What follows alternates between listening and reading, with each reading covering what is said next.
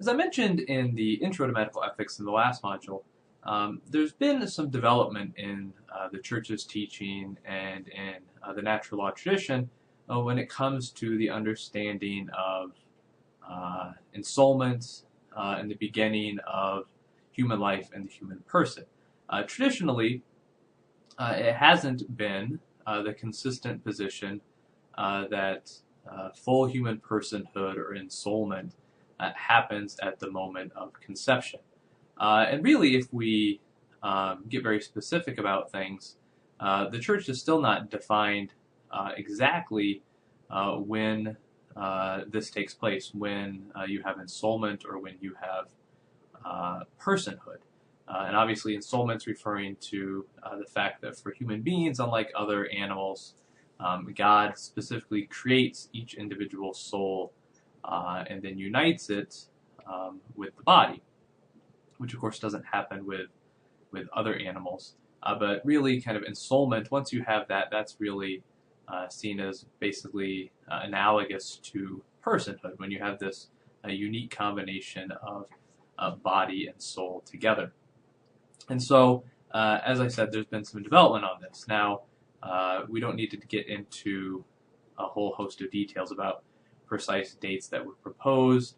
Many people advocated or proposed quickening as the time when ensoulment would happen, but of course in a pre-scientific culture, really that quickening is the only thing that happens between the time when a woman knows she's pregnant and birth. Is when you first feel that movement. That's an indication that obviously you have a developing child in the womb.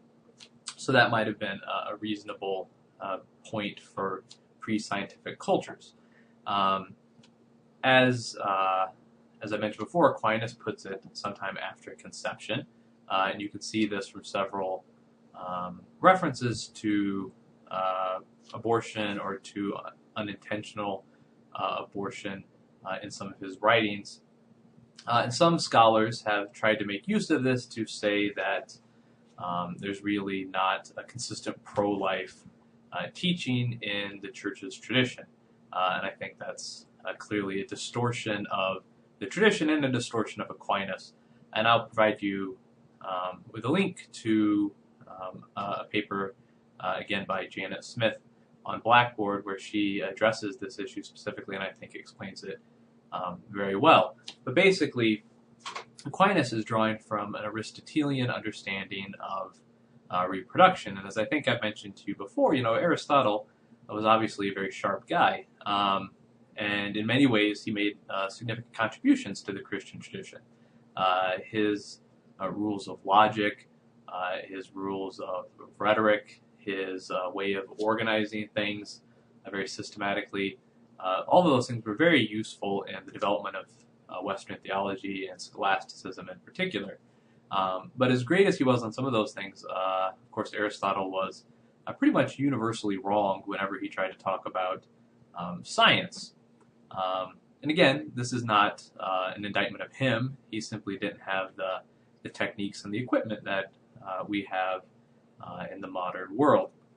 But Aristotle's idea was that really the man's contribution to the pregnancy, that's really the vivifying element, that's really the organizing principle, and really what the woman provides is kind of a passive material, a passive place of gestation. And so the idea was that somehow the menstrual blood was organized and arranged to the point where eventually it became a body, and that's then when ensoulment could happen. And so obviously there had to be a period of time during which that formation of the body is happening. And prior to that, given this view of reproduction, you don't really have a human person there. There's no body there for a soul to be given to. And so this is why Aquinas thinks that ensoulment happens later on during the pregnancy. But of course, I think as Smith argues in her paper, if he had had a modern understanding of how pregnancy and reproduction works, it would make much more sense to propose conception as the time that would be fitting with the overall logic of his system. Whether or not that's necessarily true or not, I think it's also important to note that abortion has always been seen as a grave wrong by the Christian tradition. So even if it wasn't considered homicide per se prior to whenever ensoulment was thought to happen, it's always been seen as a grave wrong that ought not to be done. And so I think, yes, the tradition is a bit ambiguous, but that definitely doesn't decisively establish somehow that ensoulment doesn't happen until some point after conception. And of course, one thing, again, I believe I mentioned last time, that complicates the issue a bit is the possibility of twinning up until about the 14th day of gestation. And so if you think about it, it would seem a little odd for there to be ensoulment, this unique combination of body and soul together, and then a split into two bodies. And does the soul split, or does God create another soul? Again, it's not necessarily an insurmountable obstacle, but it does seem to raise certain questions about whether we can very definitively say that there is a one unique person at the moment of conception that somehow becomes two persons. That seems a bit counterintuitive. But all of this ultimately goes back to, again, the point made last time that given the fact that we aren't certain about the moment where personhood begins, where ensoulment takes place, this should not be seen as a window of opportunity in which we can probably get away with ending this life without being murder.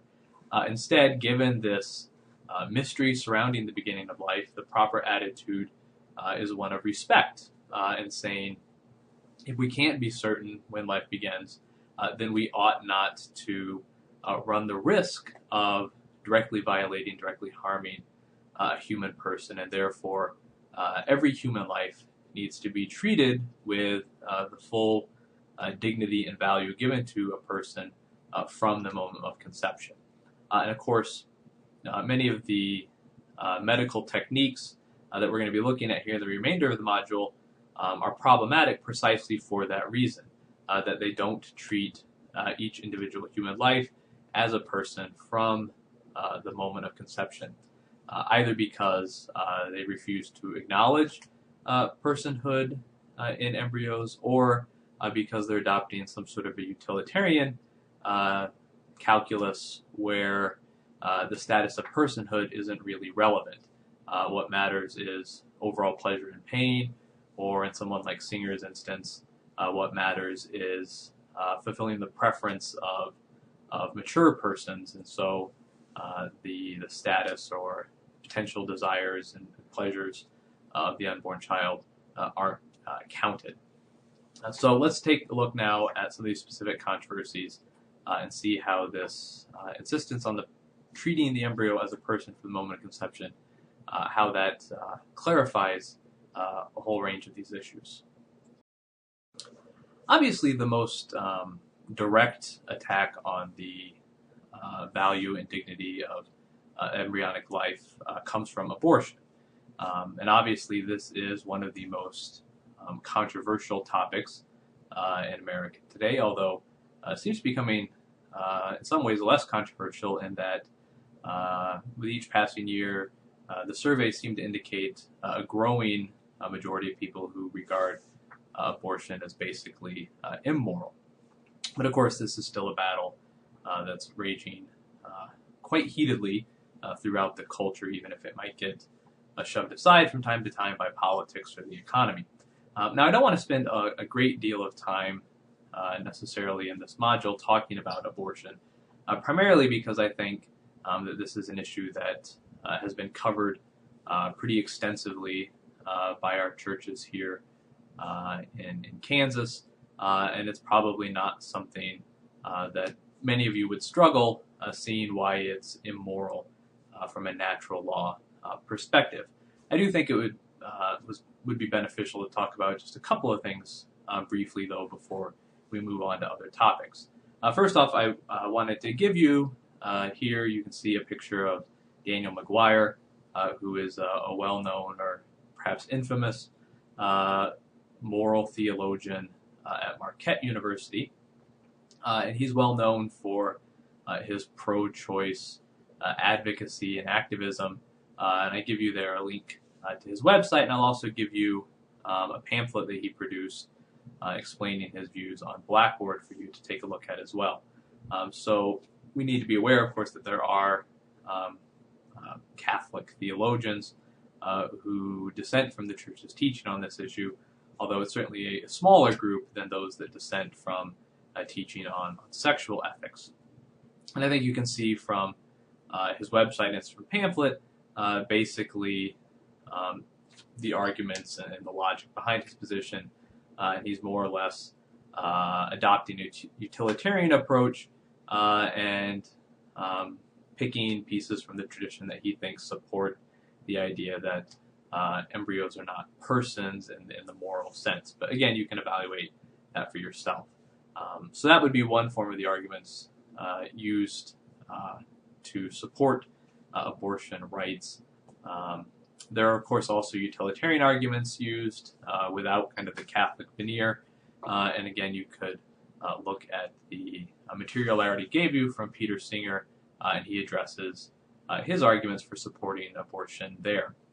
I think it's important to recognize that in both cases, you have people making use of a functionalist definition of personhood, so that whether or not one is considered a person whose rights therefore need to be respected or whose preferences matter in our utilitarian evaluation, that's defined by whether or not there are certain functions that a human being is able to perform, whether it's being rational or some level of brain function or consciousness or self-awareness. Different people have different functional criteria, but all of them have some sort of functionalist definition of a person. And of course, the problem with this is it should be fairly obvious that once you set this line for what defines a person, this can introduce all kinds of problems. If consciousness is necessary for personhood, does that mean if someone falls into a coma, they're no longer a person? What if somebody is just temporarily unconscious? What if you're asleep? Are you still a person? Well, we could come up with perhaps more complicated definitions, but that process is just going to continue. In the very act of establishing some line, some certain function that makes one a person, and below that you are not a person, by its very nature it invites the sort of slippery slope. Why not this next level down? Why not rather this next level up? And so it becomes a fairly arbitrary exercise in determining who is a person and who is not, which simply allows those with the power in any given situation to define the line in a way that they think benefits themselves. So we can leave that for now. We've already covered much of that in our critique of utilitarianism. I did want to note, though, of course, there are a few cases that seem to stand out from the others. And in many of those surveys where you see people generally see abortion as immoral, there's still quite a few people who would say, well, in cases of rape or incest, or when a mother's life is in danger, then abortion ought to be permitted. So I wanted to talk just briefly about both of those. In terms of cases of rape and incest, obviously I think the first thing to say is that these are tragic situations. And so I think it's always important when we are talking about these issues, whether it's in the classroom or in a church setting or in a personal setting, I think it's important to make sure we acknowledge that and not launch into the anti-abortion arguments kind of in a dogmatic tone, because obviously there are many people who have suffered different tragic circumstances in their lives. You know, this has been brought home to me in the course of teaching for just a few years, and I'm a professor, not a minister, but I still have heard a number of really tragic stories from students about things that have gone on in their life, which always gives me pause when I talk about these kinds of issues, that we need to be sensitive to the fact that things that we could think would never happen to anyone we would know could very well, in fact, happen to many people we encounter throughout our lives. So it'd always be have a pastoral concern. I guess we're not pastors, but a Christian charitable concern for those who we are engaging in these kind of conversations with. Now, granting that, I think as the masters of natural law that you now are, and masters of the principle of double effect, obviously the fact that in these cases pregnancy has resulted from an immoral act, that does not change the morality of intentionally harming or killing an innocent human being.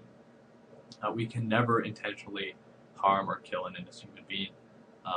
Therefore, the circumstances are essentially irrelevant, at least in terms of determining the morality of intentional abortion.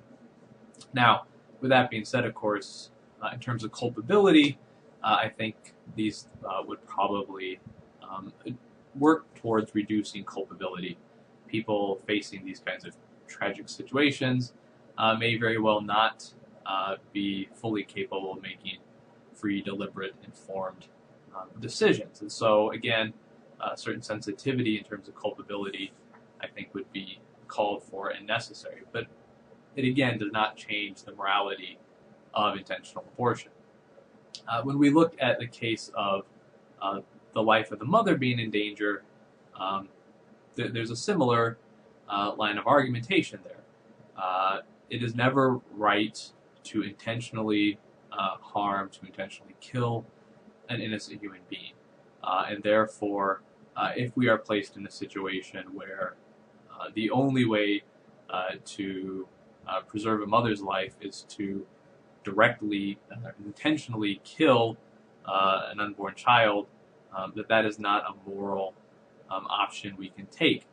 And I guess the natural law argument would be that this would be analogous to somebody saying, look, we can, spare your spouse's life if you'll shoot this other innocent person. We can't morally do that. Now, again, of course, in terms of culpability and understanding the choices that people make, culpability is obviously greatly reduced in that kind of situation. And I think the same would be true as well when a mother's life is in grave danger.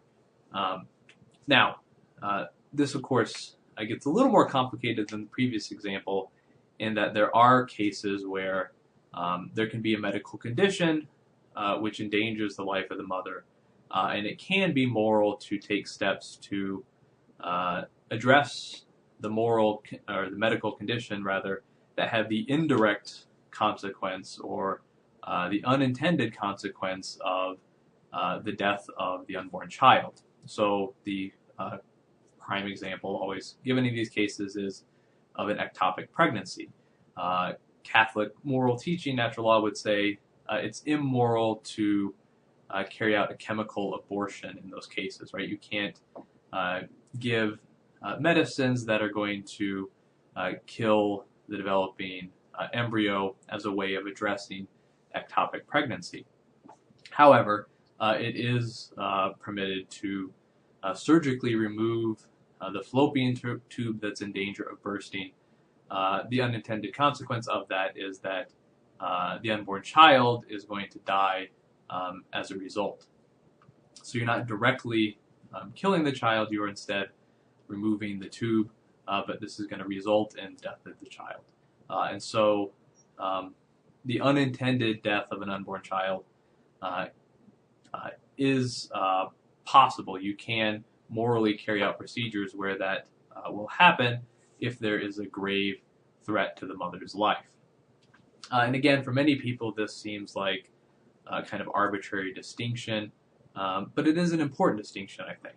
There is a real difference between intentionally doing wrong and intentionally doing something that in and of itself is moral, which has a very important good that we're working for, but has an unintended evil. So again, this goes back to the basic truth of the principle of double effect, I would say. So again, there are lots of hard cases that are brought up. There was recently an issue, I think, as I mentioned in a previous module, with Catholic hospital in Arizona, where the bishop excommunicated the sister who was running the hospital based on a case like this. And so it's very difficult to make kind of judgments about these issues because oftentimes we're not presented with all the details. But that is kind of the basic outline of the church's position on abortion in these difficult cases. So again, we can discuss that more on Blackboard if you're interested or have further questions, but for now we'll move on to our next. The other medical procedure that directly attacks embryonic human life is embryonic stem cell research. And again, I don't think we have the need to go into a huge amount of detail or cover this in great length, because again, this is something I think that has been treated pretty well, particularly by our churches here in the Wichita area. But I did again want to at least talk about some of the basic principles here, just to make sure you didn't leave the course without hearing these. And I think the first thing to emphasize when we're discussing stem cell research, again with a class or just with personal acquaintances or family, is to be careful about talking about precisely what it is we're discussing. Talking about precisely what we're discussing. That was nice. But you know what I mean. That we need to distinguish between embryonic stem cell research and other types of stem cell research, right? Really, there are three different types of stem cells that scientists are working with in trying to develop different treatments for a whole host of different conditions. There's adult stem cells, there are things called induced pluripotent stem cells, and there are embryonic stem cells. And it's important to note that only one of those three is immoral, right? It's only embryonic stem cell research that is immoral and, that the Catholic Church takes issue with. Adult stem cell research and induced pluripotent stem cell research are both considered morally fine and are in fact encouraged as promising paths for addressing a whole host of serious medical issues. I think it's also helpful to note for people that adult stem cells, unlike embryonic stem cells, have been successfully used in actually treating various types of illnesses. And adult stem cells are stem cells that are taken from, obviously, an adult, typically taken from the body of the patient, sometimes from skin cells, sometimes from bone marrow. It can vary. But the important thing here is that adult stem cells can be taken from a person without killing the person. Right? With embryonic stem cells, whenever you remove the stem cells you want from this very early embryo, it kills the embryo. It kills that life. Whereas adult stem cells don't do that. And these stem cells, since they are taken from the person who's going to be treated, there's no risk of immune rejection. So they have been successfully used to treat a range of different conditions. So there's a real benefit there over embryonic stem cells, which have not been used to successfully treat any medical condition up to this point. Induced pluripotent stem cells, I think, are another very promising development. It's something that I think it's very helpful to point out when we're discussing stem cell research with people. Because, yes, adult stem cells have been used to successfully treat a range of illnesses. But proponents of embryonic stem cell research will say that they are limited in their capabilities, that they can't be used to create any type of cell in the body. And that is, in fact, true. Right? Stem cells, adult stem cells, are limited in the types of cells you can produce from them, which limits their scope in terms of the types of conditions they can treat. Embryonic stem cells are seen as valuable by many people because they can be used to create any type of cell in the body. However, in recent years, scientists have developed what's called induced pluripotent stem cells. That is, basically they take adult stem cells and finagle them in a lab We could get my wife to explain exactly what happens, but we'll just say finagled. It basically makes them pluripotent. That is, gives them the ability to become more or less any type of cell in the body. And so basically you're able to get this attribute of embryonic stem cells without the destruction of a human life. And so again, these have not been used successfully to treat anything yet, but neither have embryonic stem cells. And these have the advantage of not destroying embryonic life. And they also have the advantage of not promoting an immune response. Because embryonic stem cells don't come from the person being treated, there's an immune response. But in this case, you can take a cell from the person, make it pluripotent, and then use it, at least potentially, to treat medical conditions. So basically, there doesn't seem to be a lot to be gained in terms of effectiveness or promise for treatment from embryonic stem cells. Embryonic stem cell research requires that killing. Now again, there are some scientists who argue that it hasn't yet decisively been proven that induced pluripotent cells have all of the attributes of embryonic stem cells, and that may very well be true. I'm not enough of an expert in the field to make that determination yet, and it still seems to be being debated. However, it seems clear that if you look at the debate, the reason why people are fighting so vigorously to preserve funding for embryonic stem cell research, to preserve the legal status of this research, is because it's not about the value of that research per se. It's much more about the broader cultural debate about embryonic life. And they're insisting on making use of embryonic stem cell research as part of a larger movement to reject personhood being assigned to embryos and to maintain the cogency of the pro-choice arguments. All of that being said, even if it could be shown to actually treat something which it has not yet, it would still violate the principle of double effect, because you can't get your good effect through doing something immoral. And for those who would say that we should just make use of the existing embryonic stem cell lines, there it's still problematic in that this would seem to violate the principle of legitimate cooperation, in that we are lending material support to the creation of these stem cell lines in our immediate past. Now again, there are some instances where the use of embryonic stem cells has been approved. For instance, in the case of certain important vaccines that were derived from embryonic stem cells, the Vatican has said that it can be moral to use those vaccines, that it is remote material cooperation.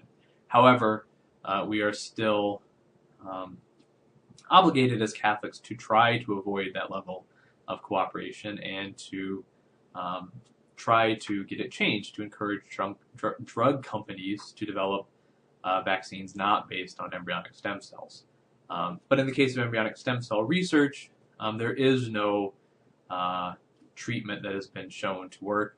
There have been numerous problems with them in terms of immune rejection and in terms of really significant tumor growth in the trials with these things. So really, it seems to boil down to support for this hinges on this larger cultural rejection of personhood for embryos.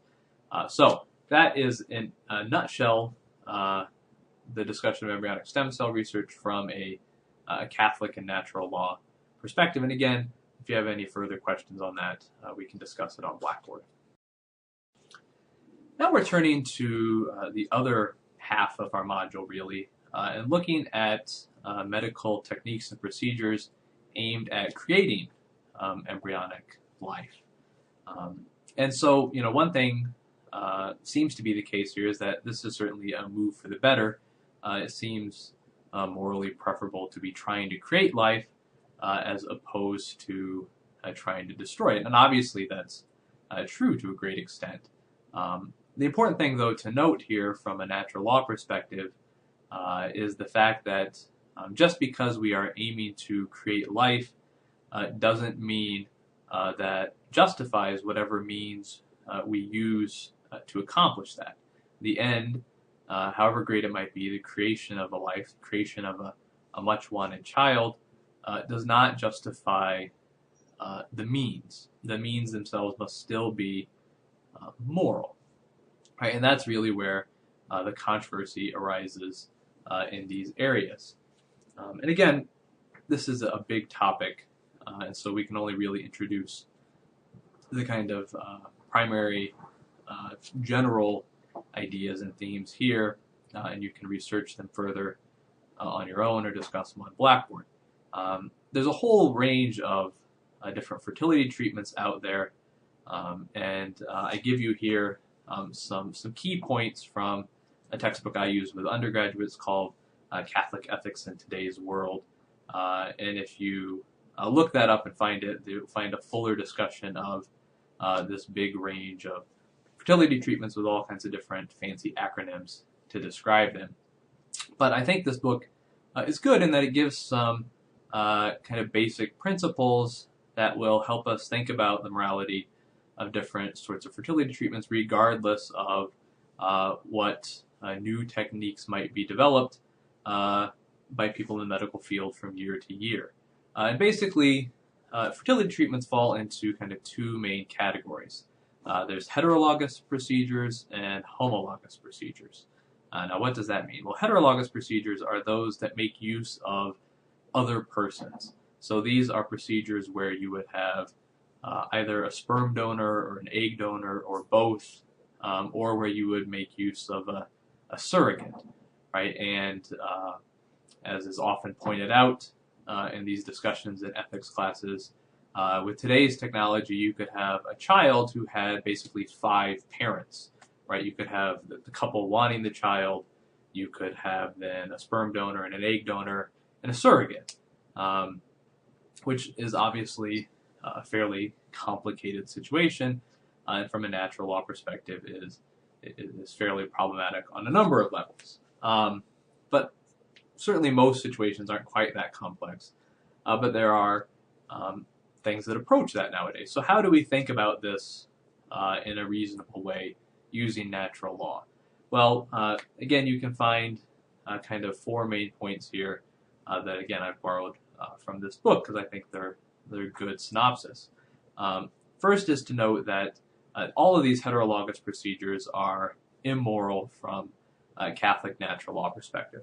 First of all, because human parents, human spouses, have reciprocal rights to become parents only through each other, right? So this is part of that union of husband and wife, this complete and total giving of oneself to the other. Along with that, you're giving that right to become a parent with the person only and completely to that other spouse, and vice versa. And so to introduce another person into that is to violate that total and complete giving of yourself to the other person that's essential to marriage.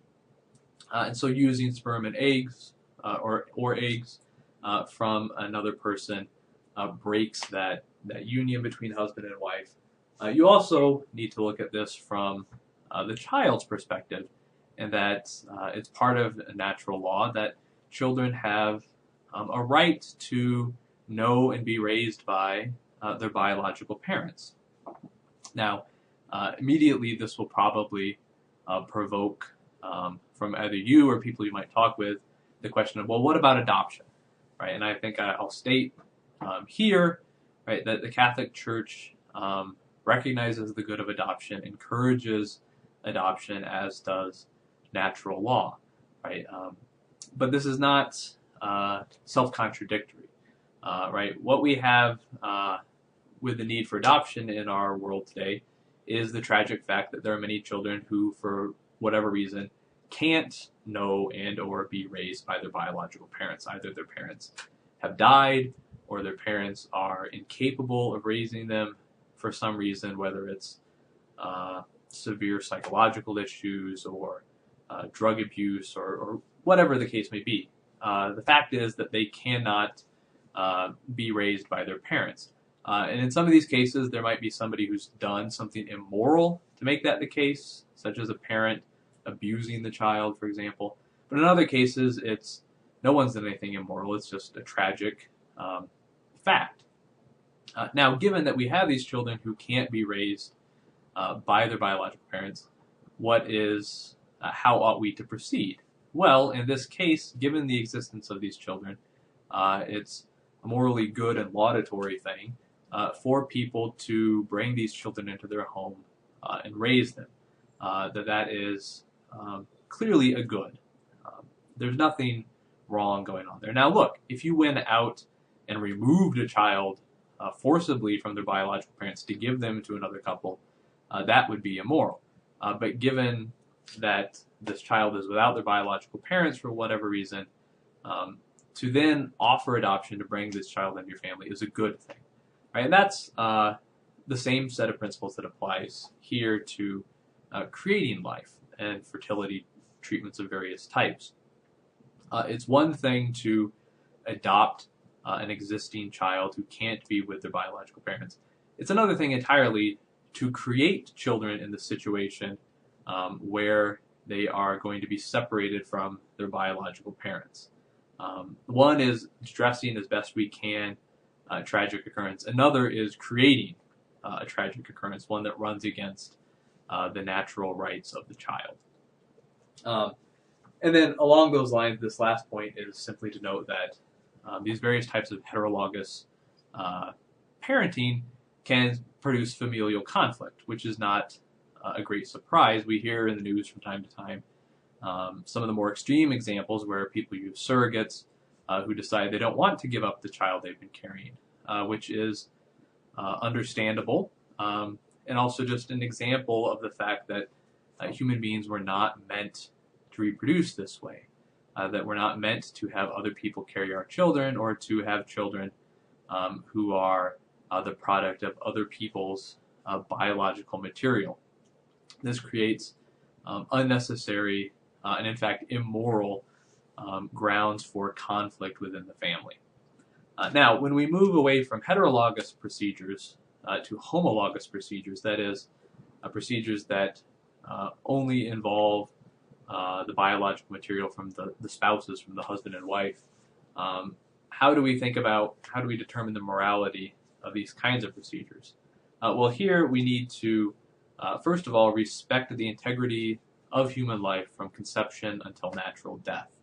And this is important to note because, especially as we'll talk about here with IVF in a moment, many of these different procedures involve the creation of surplus embryos which are destroyed at various points along the process as they are not needed.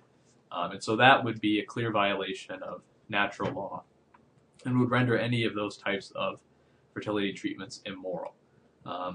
Along with that, these procedures must respect the unity of marriage. Right? That is, you can't introduce anyone else into the equation.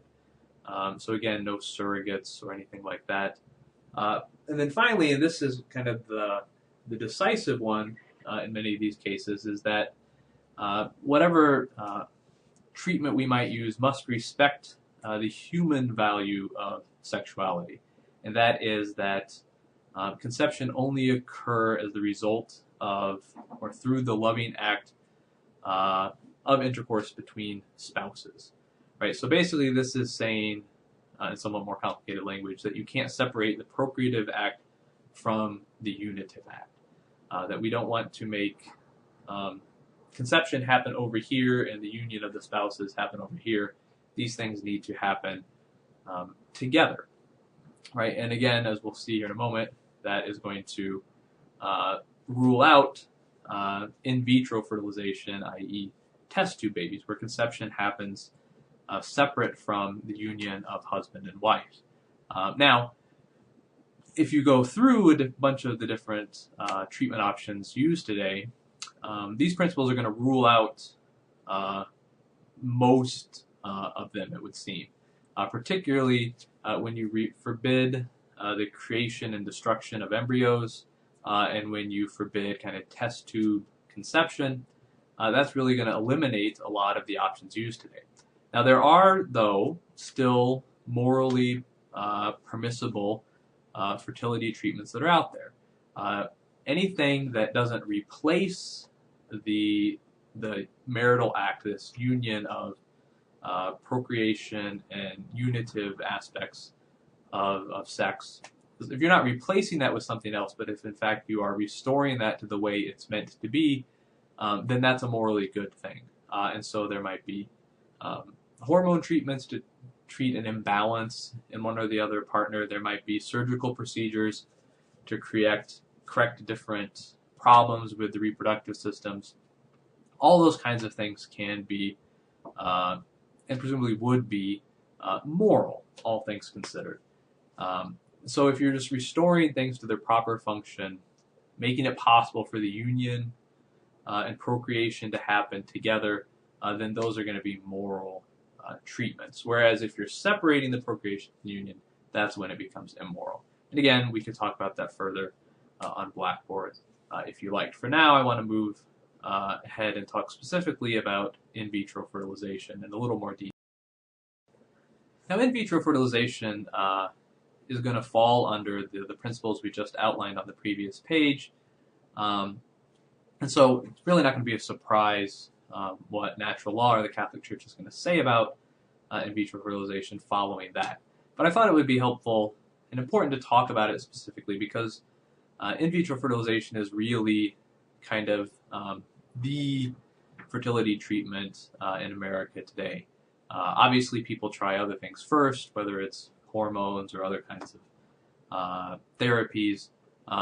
But when people kind of reach the end of all the other treatments, IVF is kind of the technique that people turn to as really the last best attempt to achieve pregnancy.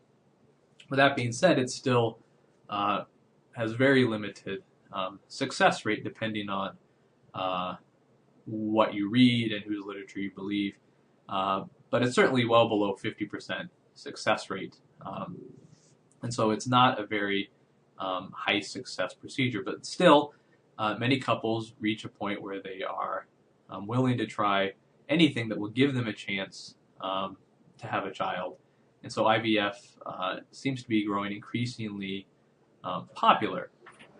Despite that fact, and despite the fact that we ought to recognize that this is a very difficult situation for people, and we ought to be sensitive to people and try to encourage them in every way we can in dealing with infertility, the Church still says that in vitro fertilization is immoral. And there are two primary reasons why it's immoral, both following up on things from the previous page. First off is that in vitro fertilization entails the intentional destruction of human life. And so at a number of steps in the process, in vitro fertilization requires the intentional killing of innocent human life. And this is, I think, very problematic, obviously. So first off, when you create the embryos in the lab, they create far more embryos than are going to be needed. Right? It's not as if you want a child, so you go into a clinic and they create one embryo in a petri dish somewhere. They create a large number of embryos. And then what happens is they screen the embryos. So they go through and analyze them in various ways to try to determine which are the most viable.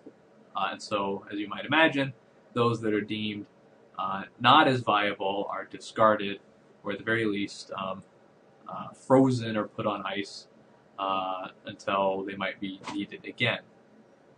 So then we move on to implantation.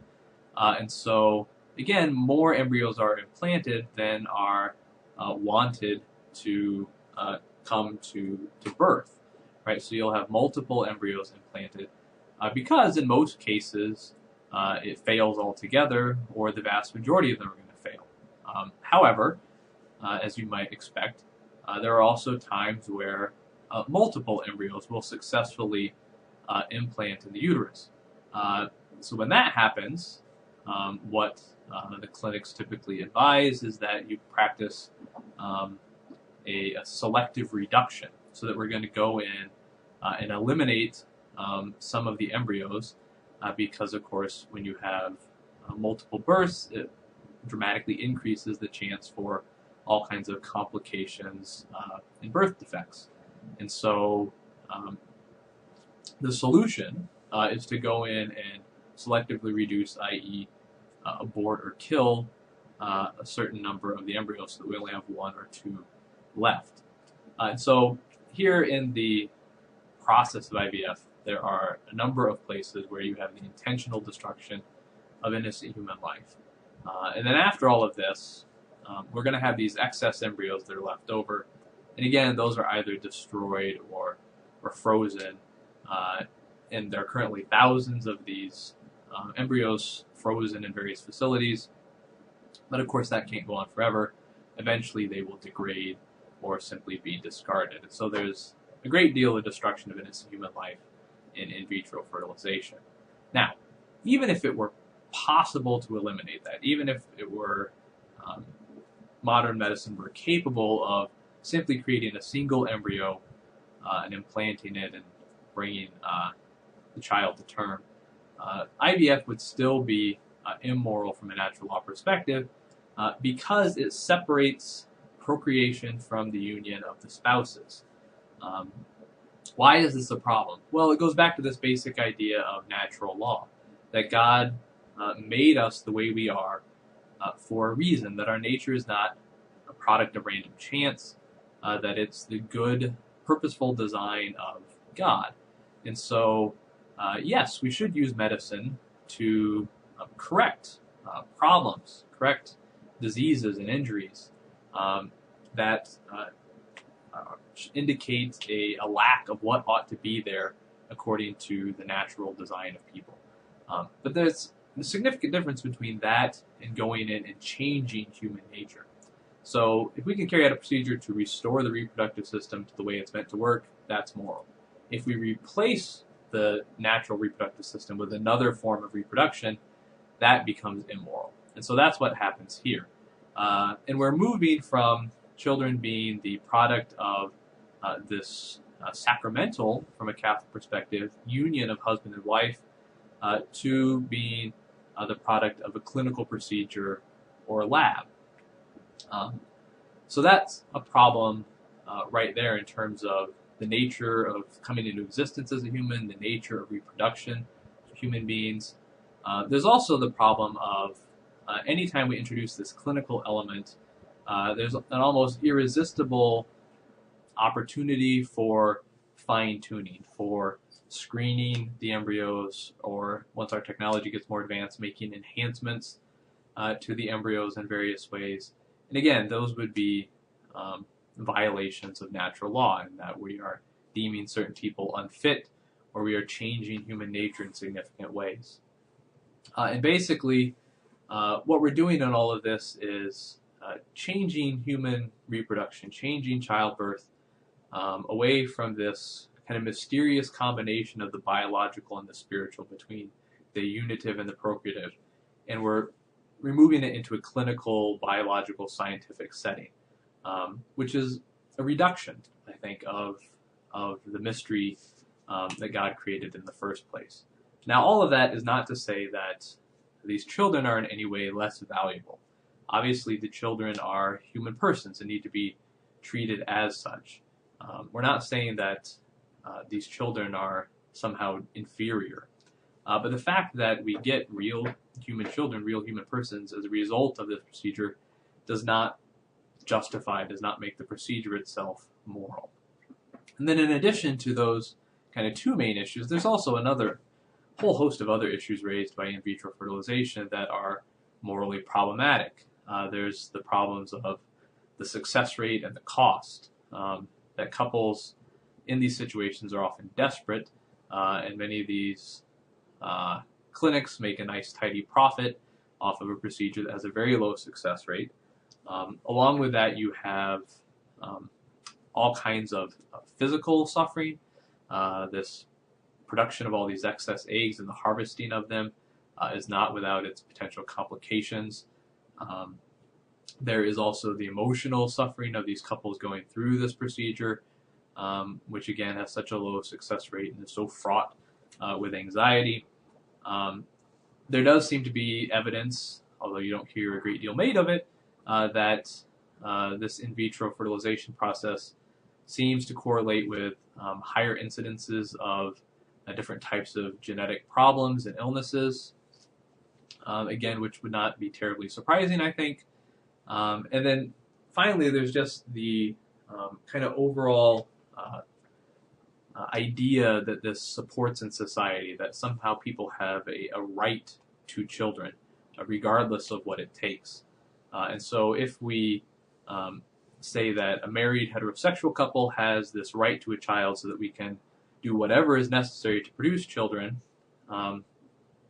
doesn't that seem to perpetuate kind of a commodification of children, and the idea that whoever wants children has a right to have them, whether it's a single person, whether it's a homosexual couple, whether it's a very elderly couple. This produces all kinds, I think, of problems when we move away from the natural order of things, the natural way God intended families to function and for people to reproduce. So again, we could talk about this more, but those are the key issues, I think, with in vitro fertilization. And I want to end real quickly with one particular issue that follows from this, namely the status of the leftover embryos and whether or not it's moral to practice embryo adoption. The last thing I wanted to just discuss briefly here on the module was this issue of whether or not it's moral to adopt frozen embryos that are left over from in vitro fertilization. And this is something that's gotten a bit of discussion and press in recent years. And this was something addressed in a Vatican document a couple of years ago called Dignitas Personae, which dealt with a number of issues in kind of emerging biotechnology, and talked briefly about this particular issue of whether or not it's moral to adopt embryos, right? So there are a number of people who have sought to get some of these embryos from the fertility clinics and then have them implanted and try to bring them to birth and adopt these children. And so this raised the question of whether or not this is moral. And if you look at the document, which is a document put out by the Congregation for the Doctrine of the Faith under Cardinal Levada, who of course is also under then Pope Benedict, the document strongly implies that this is morally problematic. And so I'll give you a link to the document to look at for yourself. But you'll notice that the document doesn't come out and explicitly say that embryo adoption is clearly and always immoral. It notes that it has many of the same problems as the other types of clinical fertility and reproduction methods that we've talked about ourselves and which are also talked about in the document. But it doesn't say that it's clearly and always immoral. And so again, I'll give you a link to the National Catholic Bioethics Center, which is a nice resource if you're interested in any of these kinds of topics, and is, I think, safe to say, a fairly orthodox center. They don't tend to dissent from church teaching. They are usually seeking to explain it and affirm it.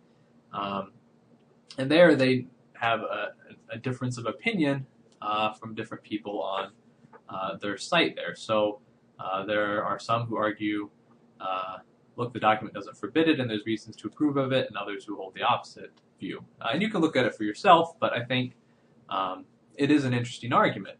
In terms of the argument for supporting the morality of this kind of adoption, the argument made there on the site points out that this is kind of like adoption in general. We're not creating this situation where a child is not knowing and raised by its biological parents. That this situation already exists, and so now we're confronted with the question of what should we do given the existence of this child who is separated from his or her biological parents. And as a result of this, it's not the adopting couple who is creating the break from natural law, who's creating the immoral situation.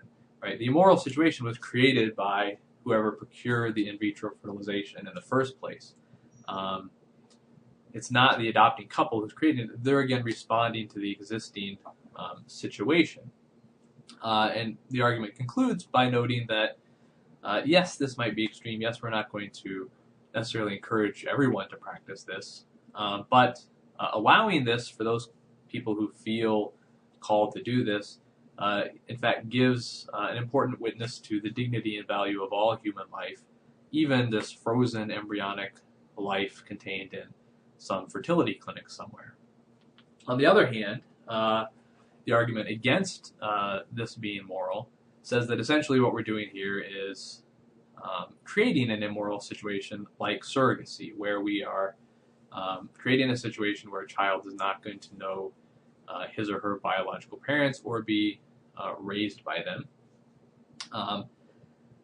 Now again, this doesn't strike me as obviously true, right? That it's one thing to undergo the process of bringing about conception with the intention of it being a surrogate situation, and something else entirely to have a situation where you already have this child without biological parents. But I suppose you can discuss that yourselves on Blackboard or think about it yourselves.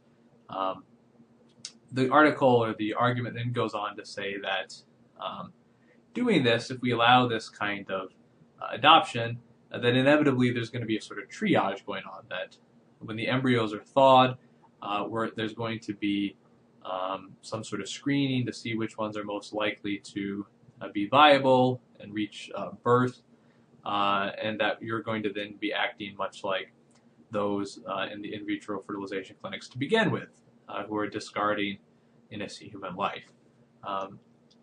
And then finally, that what this does is also to break that marital union by introducing someone else's child into the wife's womb, and therefore breaking that union. So those are the two arguments. For what it's worth, it seems to me that the argument against the morality has a couple problems with it. It doesn't seem necessarily morally the same to be willing to serve as a surrogate given the existence of a child. That seems to be morally different from creating a child in a surrogate situation. In terms of violating the marital union, again, we allow couples to adopt babies where we are introducing a child into the marriage which is not the result of the husband and wife's union. So it's not clear that this violates some sort of basic human good there. And then in terms of the triage, well, yes, that probably would happen. Although one might respond by saying, well, look, we won't do it that way. We'll pick one embryo, we'll thaw and implant it, and leave it up to God whether or not it succeeds. But it's not clear to me that practicing triage is in and of itself immoral. That if we're confronted with a disaster scene where there are multiple people whose lives are in danger, it's not immoral to focus our efforts on those most likely to survive. And so I think one could make perhaps an analogous argument here. And again, I'm not strongly convinced in this case, but I do think it is an intriguing possibility, an interesting moral question. So perhaps you would like to share your thoughts on it on Blackboard, and we can continue our discussion of all of these issues there.